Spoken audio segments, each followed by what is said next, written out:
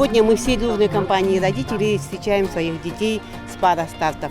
Они ездили на соревнования по волейболу и заняли почетное первое место.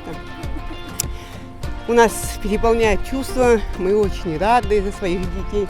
Спасибо организаторам, спасибо нашим учителям. Всем огромное спасибо. Я участвовал в парастартах второй раз. Мне ничего понравилось. Спасибо нашему учителю Александру Владимировичу и организаторам соревнований. Для меня это как в роли руководителя группы, это был первый опыт.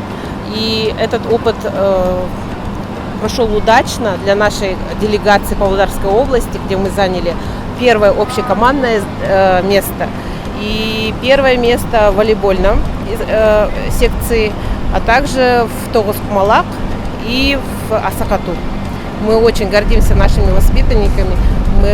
У нас они умнички, старались, переживали. Мы в составе команды нашей области приняли участие в 6-х паралимпийских играх, где состязались в национальной игре Тогус-Кумалак. Хотим выразить огромную благодарность организаторам соревнований. Нам очень понравилось.